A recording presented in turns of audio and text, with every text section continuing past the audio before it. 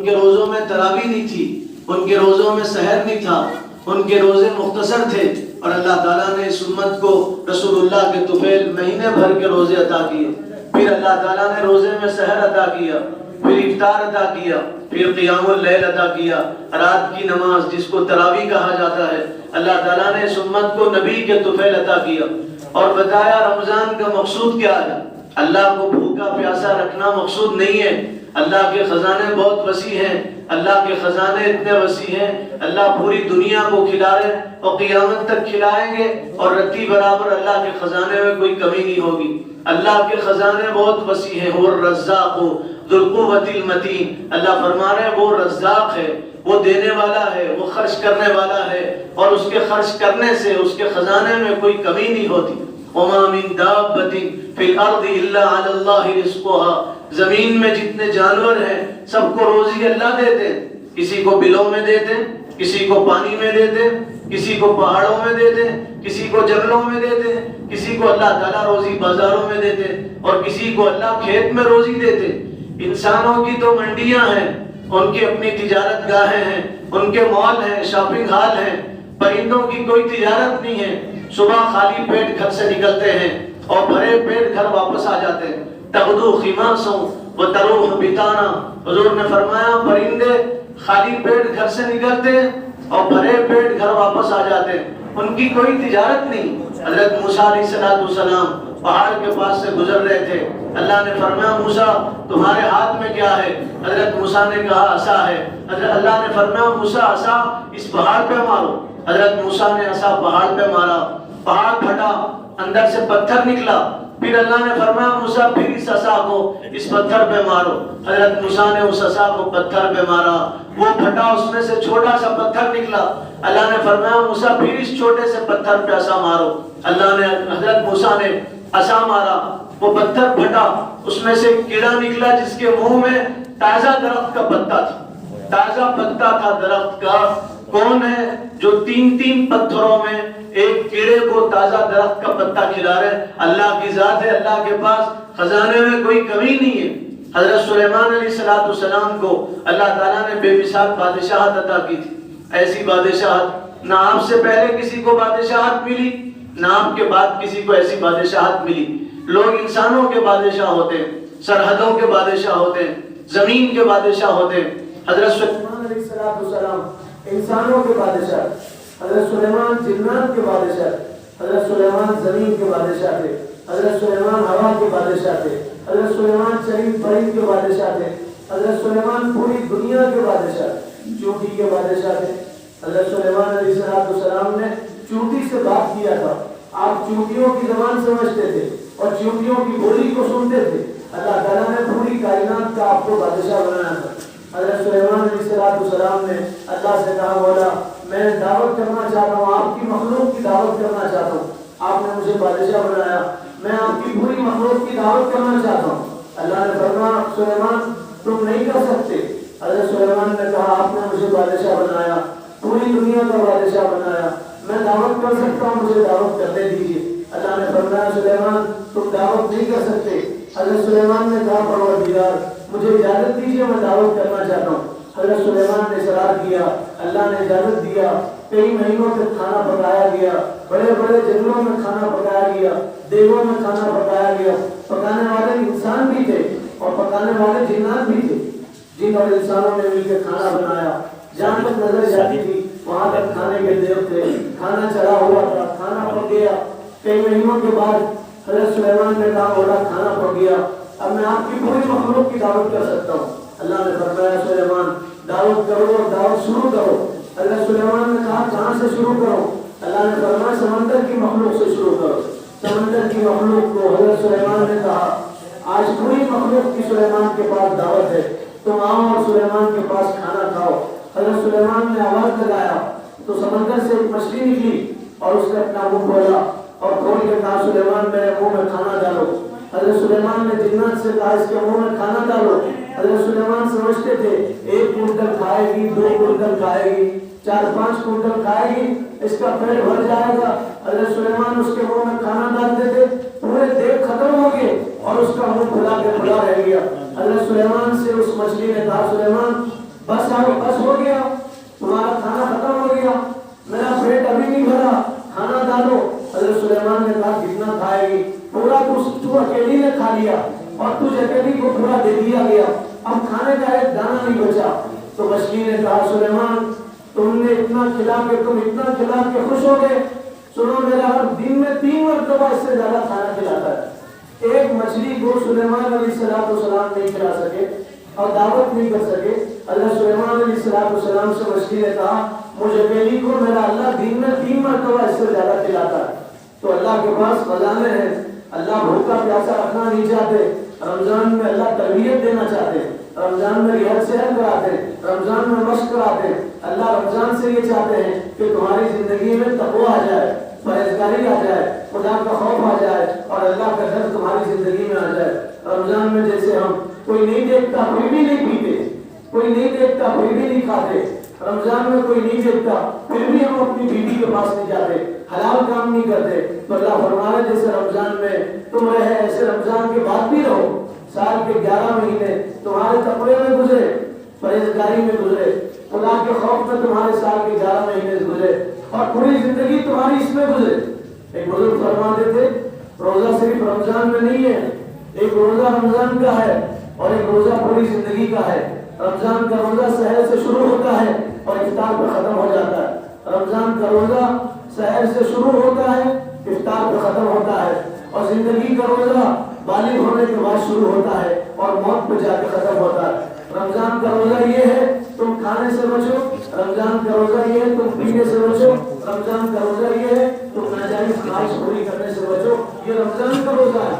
اور زندگی کا روزہ یہ ہے تم قرآن پہ عمل کرو، زندگی بھر کا روزہ یہ ہے تم اللہ کو راضی کرو، زندگی بھر کا روزہ یہ ہے رسول اللہ کی سنت کے سانچے میں ڈالو، حضور سے سچی محبت کرو، یہ زندگی بھر کا روزہ ہے۔ اللہ یہی چاہتے ہیں جیسے تم رمضان میں روزہ رہے ایسے زندگی بھر کا روزہ ہو، حرام سے بچو، ناجائز سے بچو، حلال اپناؤ، ڈرو، زندگی میں اللہ سے ڈرو، اس بات سے ڈرو کہ تمہیں موت آنے والی، اس بات سے ڈرو حشر کے میدان میں تم سے تمہاری زندگی کا سوال ہوگا، ڈرو اس بات سے کوئی دیکھے نہ دیکھے تمہارا اللہ تمہیں دیکھ رہا ہے۔ صحابہ کی زندگیوں میں کیسے ڈر تھا؟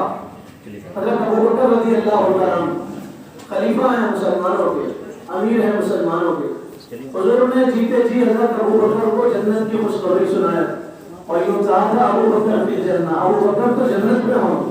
آپ نے فرمایا تھا میں نے سب کا بدلہ دیا، ابوبکر کا بدلہ اللہ کے علاوہ کوئی نہیں دے سکتا۔ حضور نے فرمایا تھا میں نے سب کا بدلہ دنیا میں دے دیا، ابوبکر کا بدلہ اللہ کے علاوہ کوئی نہیں دے سکتا۔ میرے بھائیو ڈرو، لوگ سمجھتے ہیں ہم روزہ رکھ کے 7 خون معاف ہو گئے، روزہ رکھ کے رمضان گزر گیا اب ہم ولی بن گئے، اب قطب بن گئے، اب پورے گناہ ہمارے معاف ہو گئے، اب جو چاہے وہ کرو۔ صرف عبادت سے آدمی جنت میں نہیں پہنچتا جب تک آدمی بندوں کے حق ادا نہیں کرے گا۔ کسی کو مارا، کسی کو ظلم کیا، کسی کو رلایا، کسی کی زمین دبا لیا، کسی کے پیسے کھا لیا، بیوہ بہن کے پیسے کھا لیا، بہنوں کو حصہ نہیں دیا، پڑوسیوں کے ساتھ اس کا سلوک صحیح نہیں ہے تو آدمی جنت میں نہیں جا سکتا۔ صرف نماز سے، صرف روزے سے، صرف حج سے آدمی جنت میں نہیں جاتا جب تک آدمی بندوں کا حق ادا نہیں کرے گا۔ رسول اللہ بیمار تھے، اللہ کے حبیب ساقی کوثر شافی محشر رحمت للعالمین بیمار تھے، آپ مرض الوفات میں تھے، اسی بیماری میں آپ اللہ کو پیارے ہو گئے۔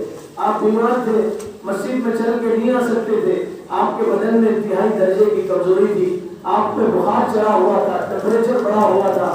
رسول اللہ نے 2 صحابہ سے فرمایا مجھے سہارا دو، میں مسجد جانا چاہتا ہوں۔ آپ کو 2 صحابہ نے سہارا دیا اور آپ پیر گھسیٹتے ہوئے مسجد میں تشریف لائے اور اس حالت میں آپ نے مسجد میں نماز ادا کیا اور قیامت تک اپنی امت کو بتایا تم جس نبی سے محبت کے دعوے کرتے ہو تمہارے نبی آخری وقت ہے اور گھسیٹتے ہوئے مسجد میں جا رہے اور نماز ادا کر رہے اور تم صحت میں نماز ادا نہیں کرتے، طاقت ہے بدن میں نماز ادا نہیں کرتے، بہانے سے نماز چھوڑ دیتے ہو، تو بتاؤ کل قیامت کے دن اس نبی کا سامنا کیسے کرو؟ نبی کے ہاتھوں تمہیں جامع کوثر کیسے ملے گا؟ نبی کی شفاعت کیسے ملے گی؟ حضور پیر گھسیٹتے ہوئے مسجد میں تشریف لائے، نماز کے بعد آپ منبر پہ تشریف رکھے، جلوہ افروز ہوئے، آپ نے صحابہ کے درمیان خطاب کیا، بیان کیا اور ایسا بیان کیا ایسا محسوس ہوتا تھا جیسے دنیا سے جانے والا بیان کر رہا، ایسا محسوس ہوتا تھا کہ وہ آپ کا آخری وقت ہے, آپ اللہ کے پاس پہنچنے والے ہیں. آپ نے ایسے بیان کیا, صحابہ رو پڑے, ذرا فتح العلوم حدیث میں ہے, صحابہ کی آنکھیں بہ پڑی, پورا مجمع رو پڑا, سب کی ہچکیاں بن گئی. پھر حضور نے فرمایا دیکھو میں دنیا میں بدلہ برابر کرنا چاہتا ہوں. اگر میں نے کسی کو مارا ہے, کسی کو ستایا ہے, کسی کا پیسہ میرے ذمہ ہے, آج میں زندہ ہوں, آج وہ مجھ سے بدلہ لے لے. اتنا سننا تھا. صحابہ پھر رو پڑے, پورے مسجد سے رونے کی آواز آنے لگی. جب صحابہ کا رونا کم ہوا تو ایک صحابی جن کا نام عکاشہ تھا کھڑے ہوئے اور کھڑے ہو کے کہنے لگے اے اللہ کے حبیب آپ نے مجھے مارا تھا ایک مرتبہ میری پیٹھ پہ, میں بدلہ لینا چاہتا ہوں, آپ سے بدلہ لینا چاہتا ہوں. صحابہ نے کہا او منافق تو رسول سے بدلہ لے گا. حضرت عمر نے تلوار نکالا اور کہا اللہ کے حبیب اس گستاخ کا سر قلم کر دوں گا اور اس کی گردن اڑا دوں گا. یہ رحمت للعالمین سے بدلہ لینا چاہتا ہے, جن کے طفیل دنیا بنی ان سے بدلہ لینا چاہتا ہے, وہ نہ ہوتے تو کچھ نہ ہوتا, ان سے بدلہ لینا چاہتا ہے. حضور نے فرمایا عمر میرا اور ان کا معاملہ ہے, تم بیچ میں مت آؤ. یہ مجھ سے بدلہ لے گا, میں اس کا بدلہ دنیا میں دوں گا, میں آخرت میں اس کا بدلہ نہیں دے سکتا. حضور تعلیم دینا چاہ رہے انسانوں کو اور یہ بتانا چاہ رہے دیکھو دنیا میں بدلہ لے لو, برابر کر لو, حشر کے میدان میں پھر تمہاری نیکیاں دینا پڑے گی. حشر کے میدان میں پیسہ نہیں چلے گا, روپیہ نہیں چلے گا, گاندھی جی کی نوٹ نہیں چلے گی. حشر کے میدان میں نیکیاں چلے گی. رسول اللہ بتائے اپنی امت کو. عکاشہ صحابی کو بلا کے کہا بدلہ لے لو. عکاشہ نے کہا اللہ کے حبیب ایک مرتبہ ہم سفر میں جا رہے تھے, میں بھی اونٹ پہ سوار تھا, آپ بھی اونٹ پہ سوار تھے, آپ کے ہاتھ میں گھوڑا تھا, آپ نے گھوڑے سے میری پیٹھ پہ مارا تھا. حضور نے فرمایا گھوڑا منگایا جائے. ایک صحابی گئے حضرت فاطمہ کے پاس اور جا کے کہا آپ کے بجرنگ گھوڑا منگا رہے. حضرت فاطمہ نے لاڈلی بیٹی نے کہا گھوڑے کی کیا ضرورت پڑی؟ تو آنے والے صحابی نے فرمایا ایک صحابی ہے حضور سے بدلہ لینا چاہتے ہیں اور حضور کو مارنا چاہتے ہیں نعوذ باللہ, اور آپ کی پیٹھ پہ گھوڑا برسانا چاہتے ہیں. حضرت فاطمہ لاڈلی بیٹی تھی, چیخ نکل گئی اور رو کے کہنے لگی دیکھو میرا ابا جان بیمار ہے, پیر گھسیٹتے ہوئے مسجد میں تشریف لے گئے ہیں, جو مانگنا چاہتا ہے اس سے کہو محمد رسول کی بیٹی حاضر ہے, وہ مجھ سے آ کے بدلہ لے لے, فاطمہ سے آ کے بدلہ لے لے. ابا جان سے بدلہ مت لو, ابا جان کمزور ہو گئے, بخار ہے ابا جان کو, ابا جان سے بدلہ مت لو. حضرت فاطمہ رو پڑی. پھر کہا اگر وہ بدلہ لینا چاہتا ہے تو آہستہ سے مارے میرے ابا جان کی پیٹھ پہ, ابا جان کمزور ہو گئے ہیں, بیمار ہے ابا جان کو آہستہ سے مارے. وہ صاحب کوڑا لے کے آئے, عکاشہ کے ہاتھ میں دیا. حضرت عکاشہ نے کوڑا لیا, مارنا چاہتے تھے. صحابہ کی آنکھوں میں خون اترا, سب کی آنکھوں میں غصہ آنے لگا, سب صحابہ ان پہ ٹوٹ پڑنا چاہتے تھے. حضور نے فرمایا نہیں چھوڑو عکاشہ کو, میرا اور اس کا معاملہ ہے, تم کیوں بیچ میں آتے ہو؟ پھر عکاشہ نے کوڑا اپنے ہاتھ میں لیا, حضور کے قریب آئے, آ کے کہا اللہ کے حبیب جب آپ نے مجھے مارا تھا تو میری پیٹھ ننگی تھی اور میری پیٹھ پہ کپڑا نہیں تھا, آپ بھی اپنی پیٹھ سے کپڑا ہٹائیے. حضور نے اپنی پیٹھ سے کپڑا ہٹایا. حضرت عکاشہ نے جب دیکھا رسول اللہ کی پیٹھ پہنا ہے, کپڑا نہیں ہے اور ننگی پیٹھ ہے, تو حضرت عکاشہ کی محبت نے جوش مارا, ان کو برداشت نہیں ہوا.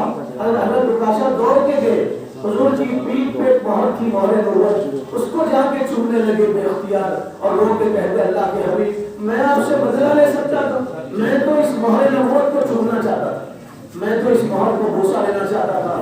سب صحابہ حیران ہوئے, سب کی آرزو تھی کاش عکاشہ کی جگہ ہم ہوتے اور عکاشہ کے بدلے ہم رسول اللہ کے مہر نبوت کو بدلہ لے.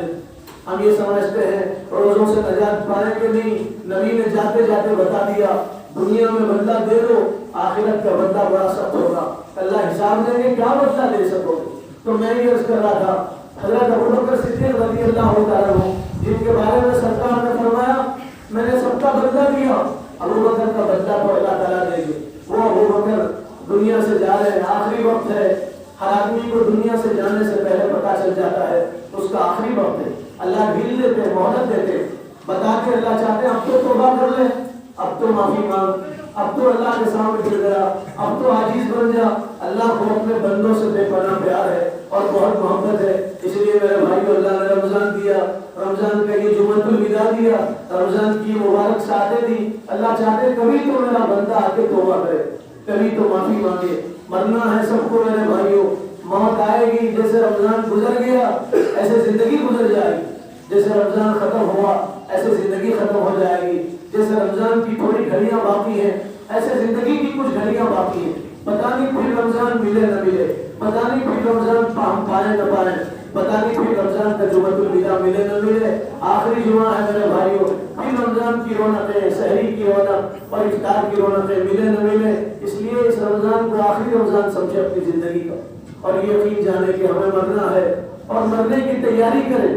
عقل مند آدمی وہ نہیں ہے جو گھر بنائے, عقل مند آدمی وہ نہیں جو نئی کار خریدے, عقل مند آدمی وہ نہیں جو اچھے کپڑے پہنے, عقل مند آدمی وہ نہیں جس کے پاس بینک بیلنس ہو, عقل مند آدمی وہ نہیں جس کے پاس فکس ڈپازٹ ہو, عقل مند آدمی وہ نہیں جس کے پاس زمین جائیداد ہو. ہم لوگ فخر کرتے ہیں, لوگ کہتے ہیں ہمارے پاس زمین جائیداد ہے. ارے تیری کہاں سے ہے؟ تیرے بیوی بچوں کی ہے, تیرے رشتے داروں کی ہے. تو مرے گا تیرے ساتھ ایک پائی نہیں جائے گی قبر میں, سب تیری بیوی بچوں لے لیں گے اور تھوڑے دن میں تجھے بھول جائیں گے, پتہ نہیں چلے گا تو تھا نہیں تھا. ایک صاحب کا انتقال ہوا, انہوں نے بہت پیسہ چھوڑا. میں ان کے پاس ان کے بیٹوں کے پاس گیا, میں نے ان سے کہا تمہارے باپ اچھے آدمی تھے, بہت پیسہ چھوڑ کے مرے ہیں, تم اپنے باپ کے لیے ایک مسجد بنا دو.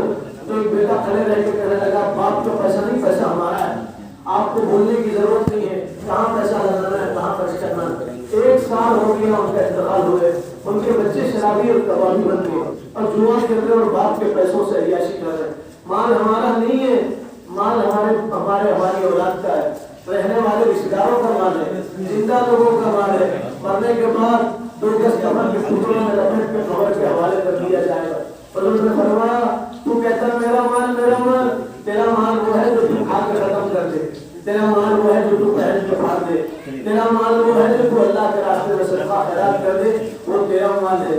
آج کسی سے پوچھو کہ کیوں کماتے ہو, تو لوگ کہتے ہیں بیوی بچوں کے لیے, کہ کہتے ہیں بیوی بچوں کے لیے, پیچھے ہم بیوی بچوں کے لیے چھوڑ کے جا رہے.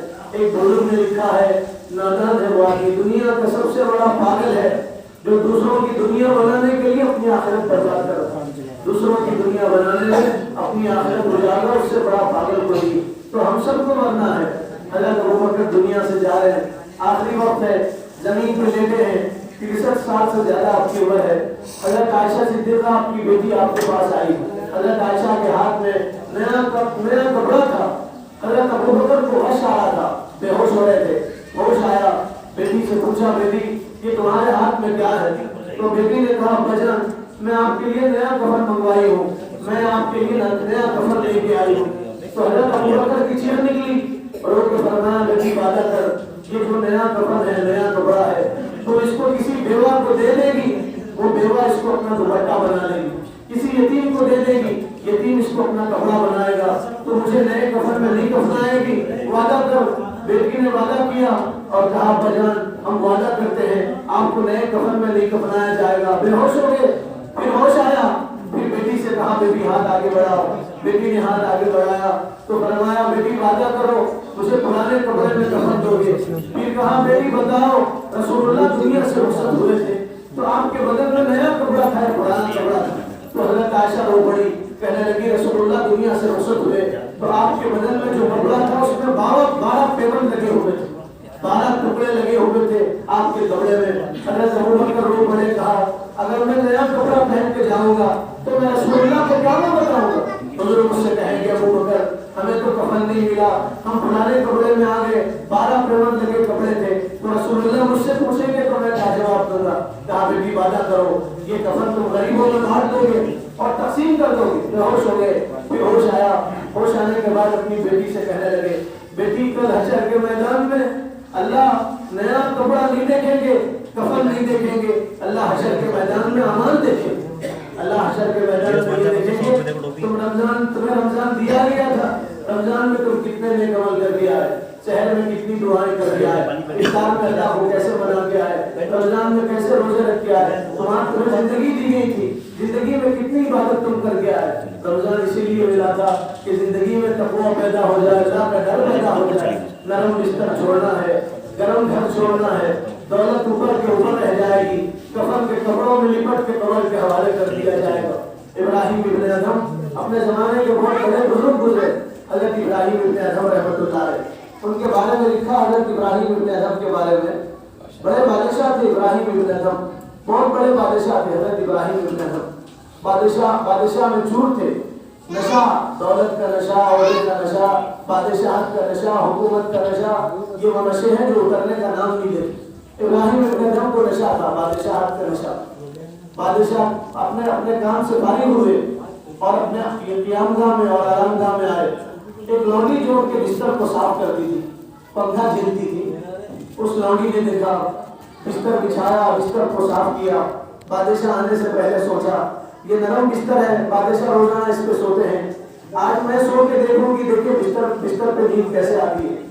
تو وہ لونڈی بستر پہ سو گئی، نرم بستر تھا، نیند لگ گئی اور نیند کی آغوش میں چلے گی۔ ابراہیم ابن ادھم آئے، دیکھا میرے بستر پہ معمولی لونڈی سوئی ہوئی، نوکرانی سوئی ہوئی ہے، آپ میں سے باہر ہو گئے غصے میں، کوڑا اٹھایا اور اسے مارنے لگے۔ وہ لونڈی نیند سے بیدار ہوئی، کوڑا پڑتا تھا، خوش ہوتی تھی، ہنستی تھی۔ تو ابراہیم ابن ادھم بادشاہ نے کہا تمہیں مارا جا رہا تم ہنس رہی ہو؟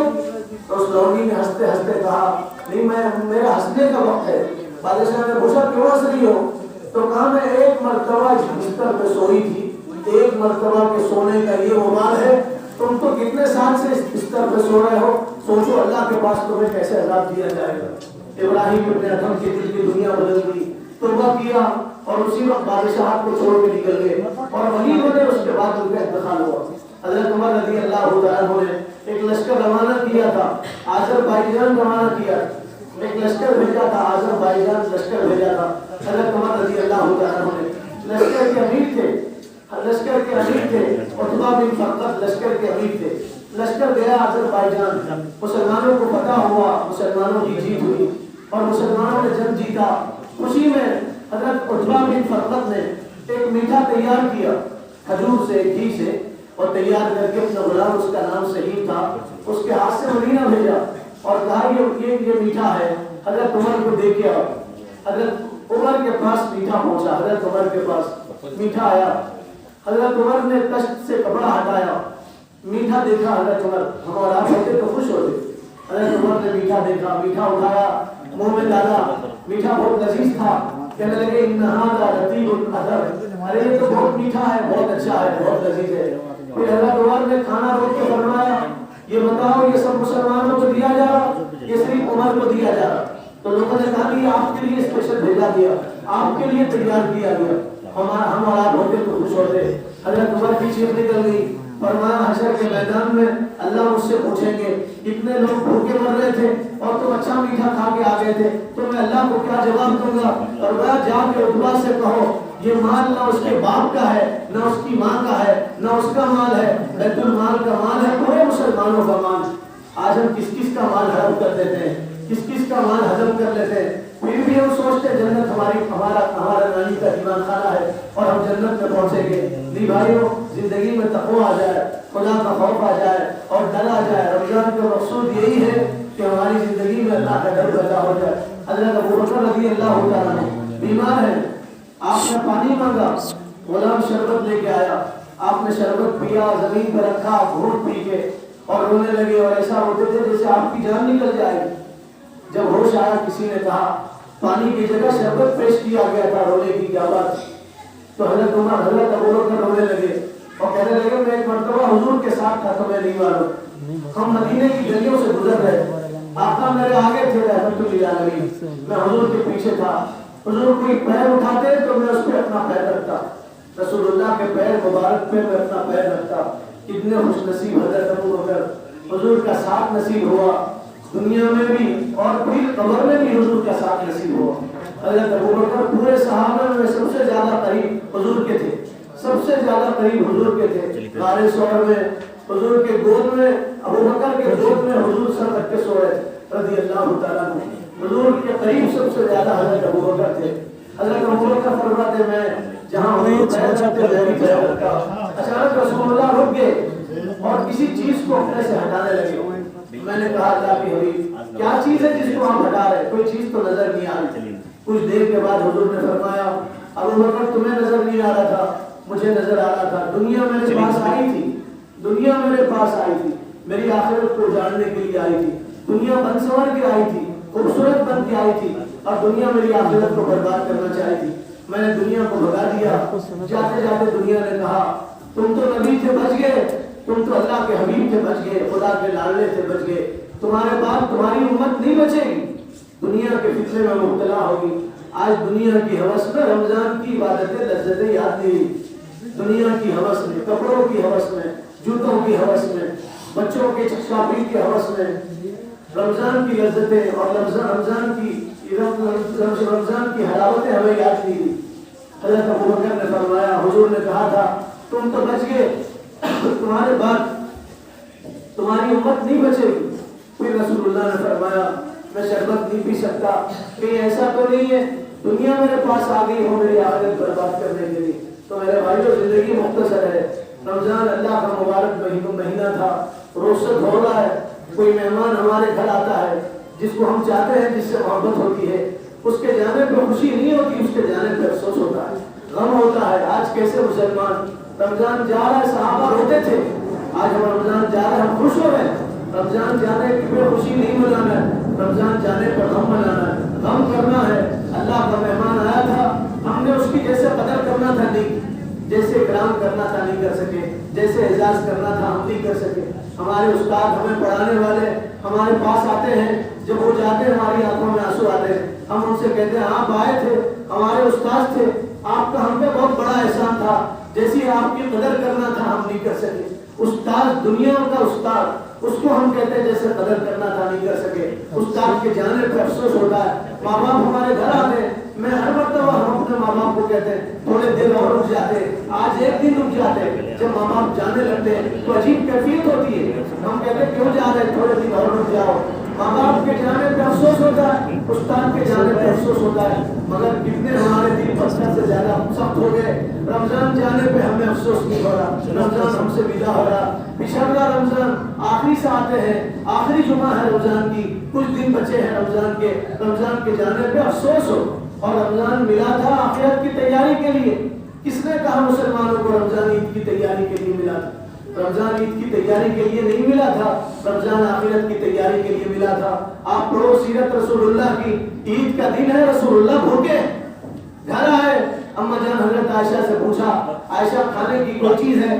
حضرت عائشہ نے کہا اللہ کے حبیب کوئی چیز گھر میں نہیں ہے کھانے کی.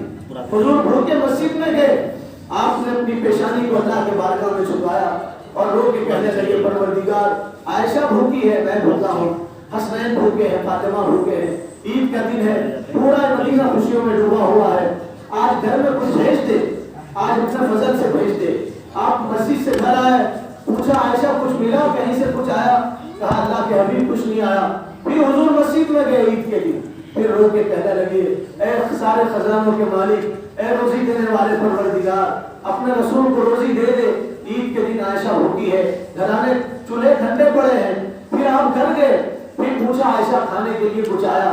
حضرت عائشہ نے کچھ کہا کچھ نہیں آیا. تیسری مرتبہ مسجد میں گئے. آپ اندازہ لگاؤ, عید کے دن ہم پیٹ بھر کے اللہ کو بھول جاتے ہیں, عید کے دن ہم پیٹ بھر کے رسول کو بھول جاتے ہیں, عید کے دن نئی فلم دیکھنے کے لیے جاتے ہیں. 2 سال 3 سال پہلے گلبرگہ 2 بچے گئے تھے نئی فلم دیکھنے کے لیے, واپس آ رہے تھے, راستے میں ایکسیڈنٹ ہو گیا اور جگہ پہ ان کا انتقال ہو گیا. عید کے دن بھی ہم بدمست ہوتے. عید کس کی ہے؟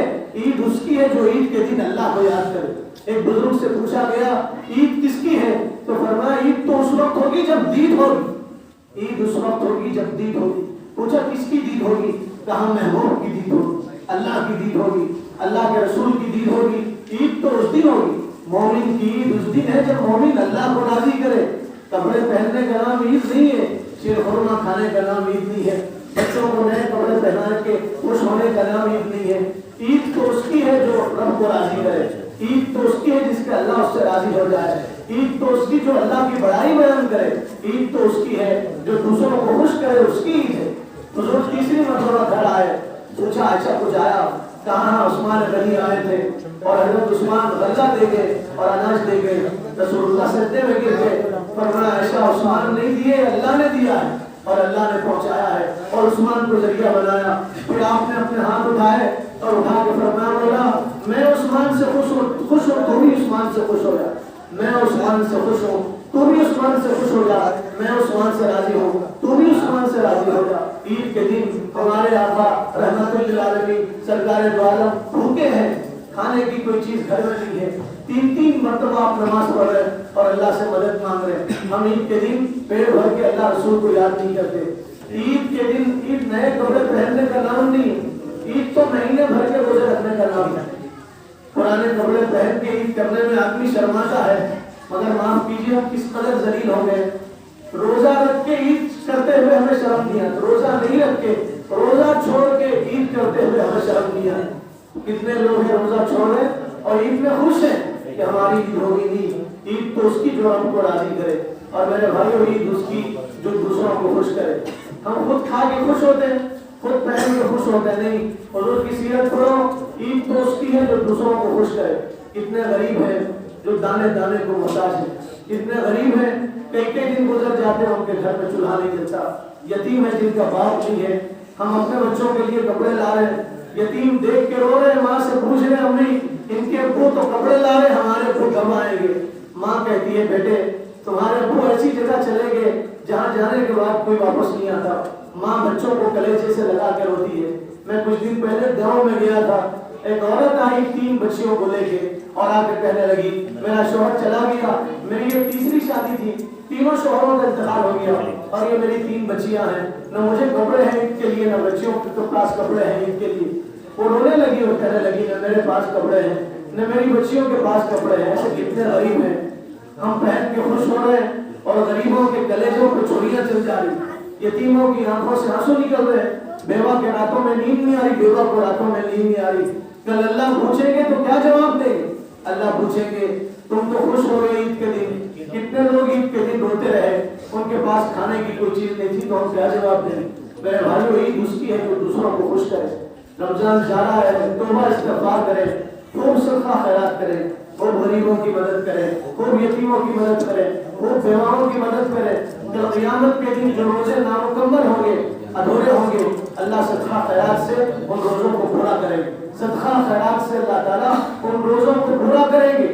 حضرت ابو الدرداء رضی اللہ تعالیٰ عنہ ایک صحابی رسول ہے، حضور نے فرمایا آیت اتری لن تنالوا البر حتى تنفقوا مما تحبون، تم نیکی کو اس وقت تک نہیں پہنچ سکتے جب تک اپنی پسندیدہ چیز اللہ کے راستے میں خیرات نہ کر دو، قربان نہ کر دو۔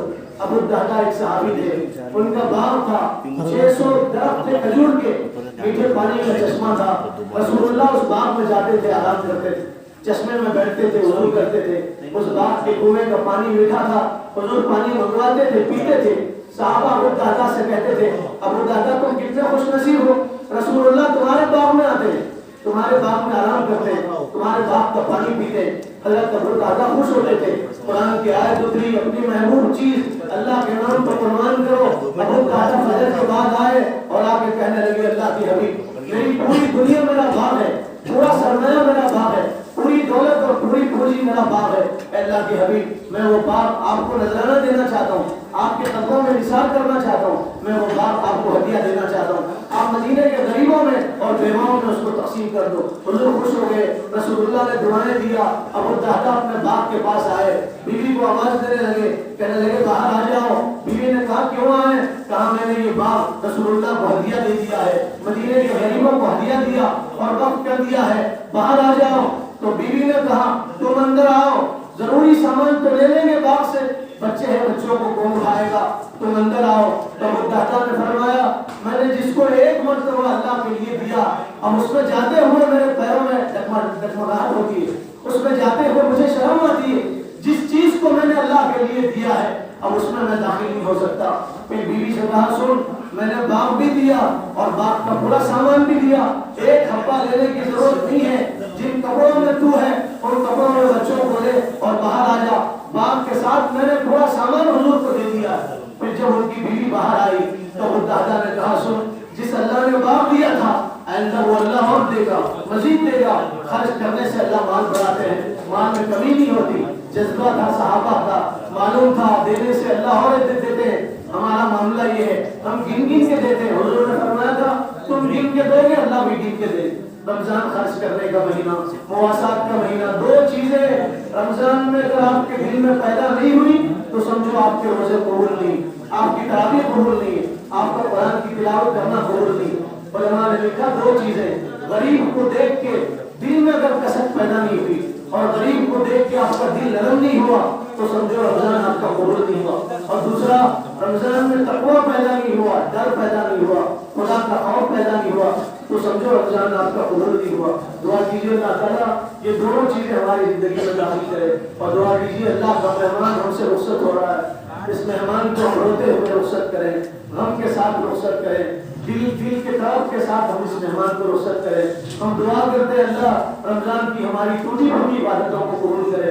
ہم دعا کرتے ہیں اللہ جیسا رمضان گزارنا تھا ہم نے نہیں گزارا, ہماری کوتاہیوں سے محروم نہ فرما. پھر ہمیں رمضان نے بولا پھر رمضان ہم اچھا گزاریں گے, پھر اگلے رمضان میں ہم عبادت کریں گے. دعا کریں عمل کی توفیق عطا فرما دے. ہماری